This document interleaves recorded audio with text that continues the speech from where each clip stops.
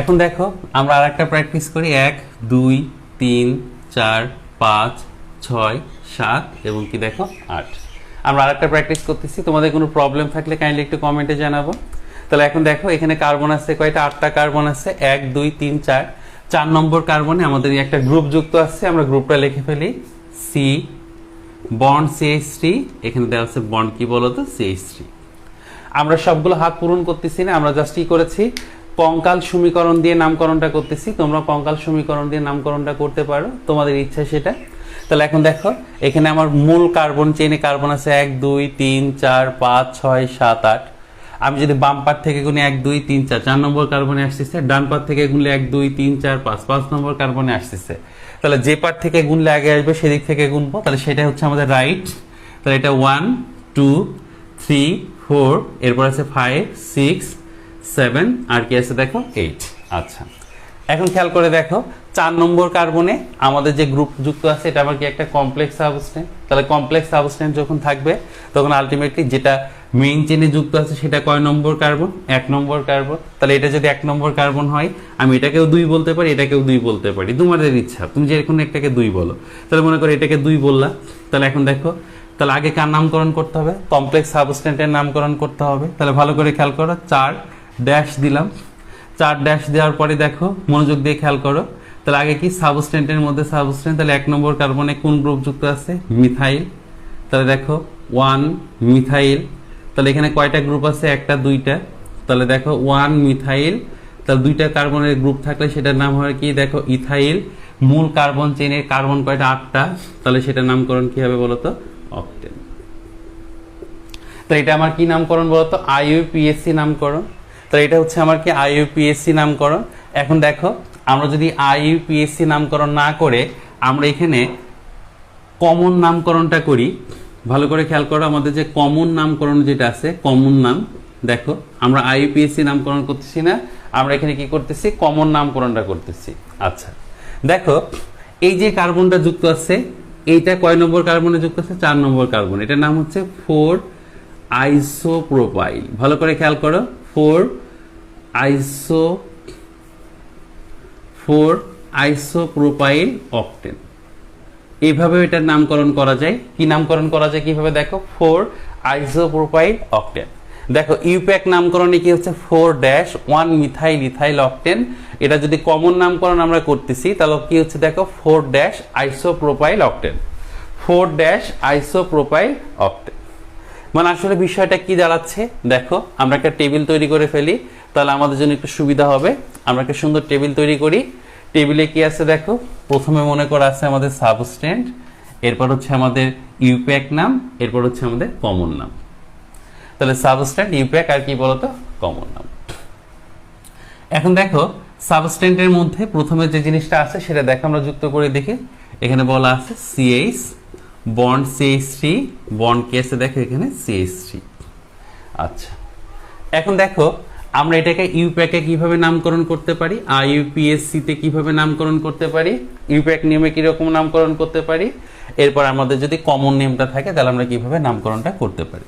আচ্ছা আমি একটু টেবিলটা একটু চেপে তৈরি করি তাহলে সুবিধা হবে, 1টা 2টা 3টা। আচ্ছা ACBSTANT সাবস্টেন্ট। এখানে আমরা কি করব, IUPAC নামকরণটা করব, আর এখানে আমরা যে নামটা করব কমন নামকরণটা করব। তাহলে সাবস্টেন্ট, তারপর কি দেখো IUPAC, তারপর কি দেখো কমন নামকরণ। তাহলে সাবস্টেন্টের মধ্যে প্রথমে কি আছে দেখো CH বন্ড হচ্ছে CH3। তাহলে এখানে কি আছে দেখো CH3, সাবস্টেন্টের মধ্যে প্রথমে আছে দেখো CH বন্ড CH3। তাহলে এখন দেখো এটাকে প্রথমে কি করব, দেখো এটা কি মেইন চেইনে যুক্ত থাকবে, যেটা মেইন চেইনে যুক্ত থাকবে সেটা সবসময় কয় নম্বর কার্বন হবে, 1 নম্বর কার্বন হবে। তাহলে এটা 1 নম্বর কার্বন, এটা 2 নম্বর কার্বন। 1 নম্বর কার্বনে কোন গ্রুপ যুক্ত আছে, মিথাইল। তার মানে আমাদের নামকরণ যেটা হবে দেখো 1 মিথাইল ইথাইল। খেয়াল করে দেখো নামকরণটা কি হবে, 1 মিথাইল ইথাইল। দেখো কারণ 1 নম্বর কার্বনে কি আছে, মিথাইল গ্রুপ যুক্ত আছে, তাহলে নামকরণটা হবে 1 মিথাইল ইথাইল। আচ্ছা এখন দেখো কমন নাম যেটা আছে, কমন নাম যেটা আছে সেই কমন নামটা আমরা কি করতে পারি, ভালো করে খেয়াল করে দেখো। আচ্ছা, কমন নামটা এটাকে আমরা বলতে পারি যেটা, সেটা হচ্ছে আইসোপ্রোপাইল। আইসোপ্রোপাইল, ভালো করে খেয়াল করো। দেখো তিনটা কার্বন আছে, একটা দুইটা তিনটা।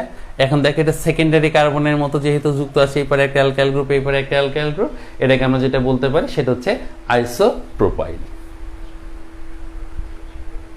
তাহলে এটাকে আমরা কি নামে ডাকতে পারি দেখো, আইসোপ্রোপাইল। আবার খেয়াল করো, আমরা লিখলাম CH2 বন্ড, CH2 বন্ড কি আছে দেখো CH3। দেখো এটা কয় নম্বর কার্বনে যুক্ত আছে, 1 নম্বর কার্বনে যুক্ত আছে। তাহলে এখন দেখো 1 2 3, তাহলে দেখো 1 2 3। তাহলে এখন দেখো সরাসরি এটা কোন গ্রুপ, আমরা ইউপ্যাক নিয়ম এটার নামকরণ করতে পারি। দেখো সরাসরি এটাকে আমরা বলতে পারি দেখো প্রোপাইল। তাহলে সরাসরি যুক্ত আছে, তাহলে সরাসরি এটাকে আমরা কি নামে ডাকতে পারি বলো তো, প্রোপাইল। তাহলে এখন দেখো এটা যদি প্রোপাইল হয়, তাহলে এখন দেখো প্রোপাইল, এখন দেখো আমরা এটাকে কি আছে, সরাসরি প্রোপাইল গ্রুপ আছে না, তখন আমরা এটাকে বলতে পারি কি দেখো, এন প্রোপাইল। তাহলে সরাসরি যখন হবে তখন সেটাকে আমরা কি বলতে পারি দেখো, এন প্রোপাইল। আচ্ছা, এখন দেখো আমরা আরেকটা নামকরণ করি, CH2 bond CH2 bond CH2 bond CH3। দেখো কার্বন কয়টা আছে, একটা দুইটা তিনটা চারটা। দেখো এটি সরাসরি প্রথম কার্বন, কোনো কমপ্লেক্স সাবস্টেন্স না, তাহলে এটাকে আমরা প্রথমে বলতে পারি দেখো বিউটাইল। ইউপ্যাকে আমরা কি বলি দেখো, বিউটাইল। আমরা যখন কমন নামকরণ করবো দেখো সরাসরি আছে, সরাসরি যখন থাকবে তখন সেটাকে আমরা বলতে পারি এন বিউটাইল। তাহলে সরাসরি যখনই যুক্ত থাকবে তখন সেটাকে আমরা কি বললাম দেখো, এন বিউটাইল। ভালো করে খেয়াল করো, এন বিউটাইল সরাসরি যুক্ত যদি থাকে তখন সেটাকে আমরা কি বলতে পারি, এন বিউটাইল। আচ্ছা, এখন দেখো প্রথমে আমাদের যেটা আছে, দেখো আমরা নামকরণটা করি। প্রথমে আছে দেখো CH2, এরপরে আছে CH বন্ড আছে দেখো CH3, এখানে আমাদের আছে CH3। সবাই খেয়াল করো, সবাই জায়গাটাতে মনোযোগ দিয়ে একটু খেয়াল করো। কমনটার নিয়ম ক্লিয়ার না ভাইয়া, একটু আলাদা করে বুঝলে ভালো হতো। আচ্ছা দেখো আমরা সেটা আলাদা করে এই জন্য আলোচনা করতেছি, এই থেকে মনোযোগ দিয়ে খেয়াল করে দেখো। তাহলে আমি এই জায়গায় যেটা লিখেছি, প্রথমে কি দেখো বিউটাইল ছিল, যখন কোনো শাখা বা চেইন না থাকবে তখন সেটা এন, যখন একটা শাখা তৈরি হবে তখন সেটা হচ্ছে আইজো, দুইটা শাখা তৈরি হবে তখন সেটা হচ্ছে নিও, এরপর হচ্ছে পেন্ট। এইভাবে আমাদের আস্তে আস্তে নামকরণ হবে। এখন মনোযোগ দিয়ে খেয়াল করো, CH2 CH bond CH3 bond কি আছে দেখো CH3। দেখো এটা হচ্ছে আমাদের দেখো কার্বন আছে কয়টা, একটা দুইটা তিনটা চারটা, এখানে আমাদের কার্বন আছে চারটা। আচ্ছা এখন দেখো চারটা কার্বন আছে, এই কার্বন চারটা আছে, কিন্তু এখন দেখো এটা আলটিমেটলি একটা কমপ্লেক্স সাবস্টেন্স আছে। তো এখন দেখো যেটা চেনের সাথে যুক্ত থাকবে সেটা 1 নম্বর কার্বন, এটা 2 নম্বর কার্বন, এটা 3 নম্বর কার্বন। তাহলে এটা 1, এটা 2, এটা কত 3 নম্বর কার্বন। তাহলে আমরা যখন এটা কমপ্লেক্স সাবস্টেন্স আছে দেখো এটা 1 নম্বর, এরপরে যেটা আছে এটা আমাদের 2 নম্বর, এরপরে আমাদের যেটা আছে সেটা আমাদের কত 3 নম্বর কার্বন। এখন দেখো 2 নম্বর কার্বন একটা গ্রুপ যুক্ত আছে, তাহলে এখন দেখো এটাকে আমরা কি বলতে পারি, 2 মিথাইল। 2 মিথাইল, একটা দুইটা তিনটা কার্বন, তাহলে 2 মিথাইল ইউপ্যাক নাম হবে কি দেখো প্রোপাইল। খুব ভালো করে খেয়াল করো, 2 মিথাইল প্রোপাইল। এখন দেখো আমাদের সব একটু মনোযোগ দিয়ে খেয়াল করে দেখো, তাহলে 2 মিথাইল প্রোপাইল এই জায়গাটাতে এখানে একটা দুইটা তিনটা চারটা কার্বনই আছে। তো চারটা কার্বন আছে, তাহলে চারটা কার্বন এখানে আগের মতো সরাসরি বিউটাইল গ্রুপ নাই। যখন সরাসরি বিউটাইল গ্রুপ নাই, একটা চেইন তৈরি হয়েছে, তখন সেটাকে আমরা কমন নেমে বলতে পারি আইসোবিউটাইল। তো এটাকে আমরা কমন নামে কি বলতে পারি দেখো, আইসোবিউটাইল। দেখো যদি এটা ক্লিয়ার না হয়ে থাকে আরেকবার খেয়াল করো, মনে করো এখানে আছে CH bond CH2 bond CH3, এই জায়গায় আমার যে গ্রুপটা যুক্ত আছে সেটা হচ্ছে CH3 গ্রুপ। দেখো এটা কি সেকেন্ডারি বিউটাইলের মতো লাগতেছে না? ভালো করে খেয়াল করে দেখো, এই যে এই কার্বন, এটা একটা অ্যালকাইল গ্রুপ, এটা একটা অ্যালকাইল গ্রুপ। তাহলে এখন দেখো এটা যদি আমি নামকরণ করি তাহলে কি হবে দেখো, 1 মিথাইল ইউপ্যাক নেমে নামকরণ করি, তাহলে কি নাম হবে দেখো খেয়াল করে, 1 মিথাইল 1 2 3 তিনটা কার্বন, 1 মিথাইল প্রোপাইল। এখন দেখো সবাই মনোযোগ দিয়ে খেয়াল করো, এখানে দেখো একটা অ্যালকাইল গ্রুপ আছে, এখানে একটা অ্যালকাইল গ্রুপ আছে। তাহলে দেখো দুইটা অ্যালকাইল গ্রুপ আছে, তাহলে এটাকে আমরা কি বলতে পারি? সেকেন্ডারি। তো এটাকে কমন নামে আমরা বলতে পারি সেকেন্ডারি বিউটাইল। তো এটা কমন নামে আমরা কি বলতে পারি? দেখো সেকেন্ডারি বিউটাইল। দেখো আমাদের কার্বনের একটা গ্রুপ যদি অ্যালকাইল দিয়ে প্রতিস্থাপিত হয় সেটা প্রাইমারি, দুইটা প্রতিস্থাপিত হলে সেটা কি হলো? সেকেন্ডারি। দেখো এখানে এটা একটা অ্যালকাইল গ্রুপ, এটা একটা অ্যালকাইল গ্রুপ, তাহলে দুইটা প্রতিস্থাপিত হয়ে গেছে, তাহলে আলটিমেটলি এটাকে আমরা কি বলতে পারবো? সেকেন্ডারি। এখন খেয়াল করো, এখানে মনে করো আছে কার্বন, এখানে আছে CH3, এখানে আছে CH3, এখানে CH3। তাহলে ইউপ্যাক নিয়মে আমরা যখন নামকরণটা করব, ইউপ্যাক নিয়মে আমরা যখন নামকরণটা করব, যেটা সরাসরি যুক্ত থাকে সেটা কয় নম্বর কার্বন? 1 নম্বর। মানে এই যে এটা হচ্ছে চেনের সাথে যুক্ত আছে, তাহলে এটা 1 নম্বর কার্বন। তাহলে এটাকে আমি 2 ধরতে পারি, এটাকে আমি 2 ধরতে পারি, মনে করি এটাকে আমি 2 নম্বর কার্বন ধরলাম। তাহলে 1 নম্বর কার্বনে কয়টা গ্রুপ আছে? 2টা মিথাইল গ্রুপ আছে। তাহলে আমি যেটা বলতে পারবো, দেখো 1 ডাইমিথাইল, 1 ডাইমিথাইল, 2টা কার্বন ইথাইল। তো এর ইউপ্যাক নাম হচ্ছে 1 ডাইমিথাইল, তারপর কি হচ্ছে? দেখো ethyl.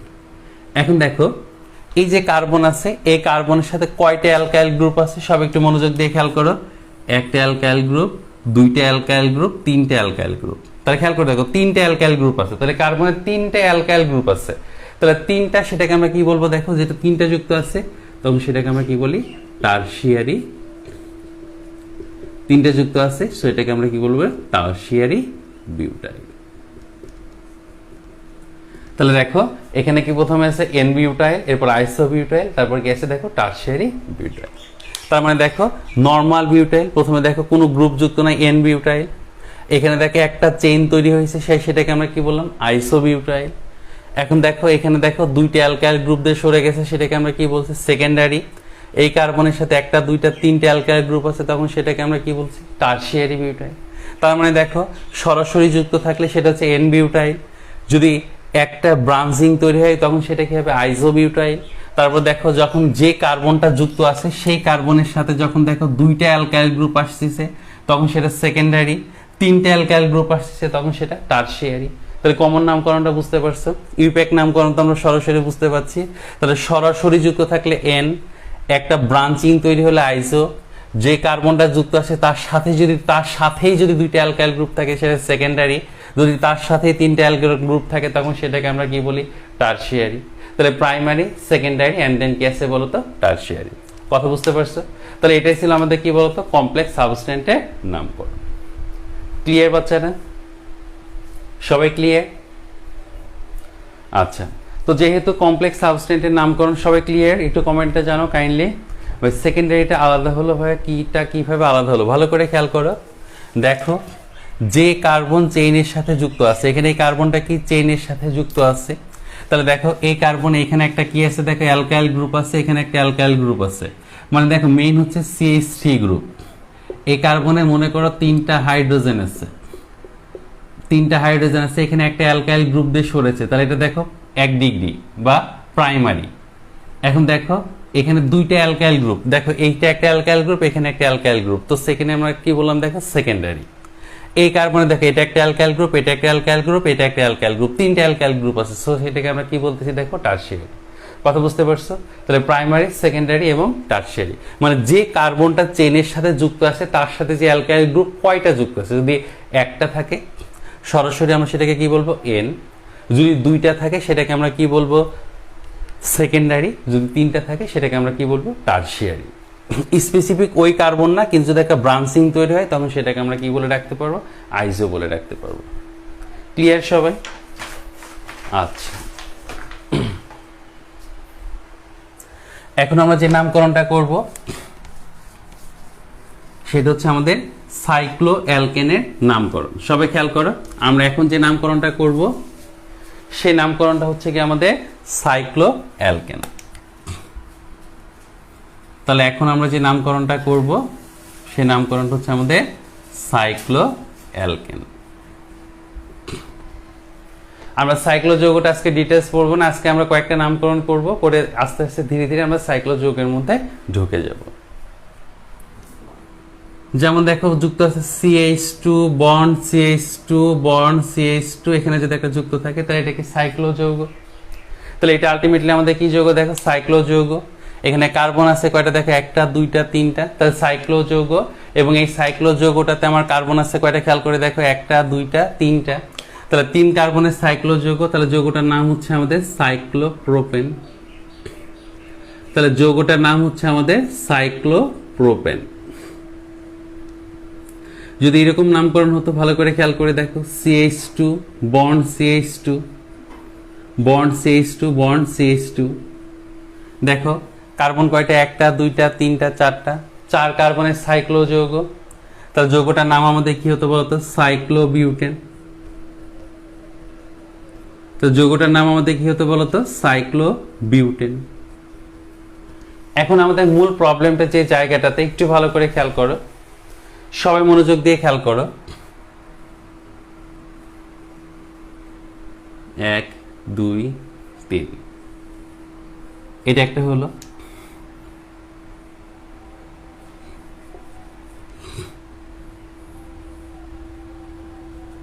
C bond C bond C, দেখো এখানে যে রিংয়ে কার্বন আছে 4টা, চেইনে আছে কয়টা, 3টা।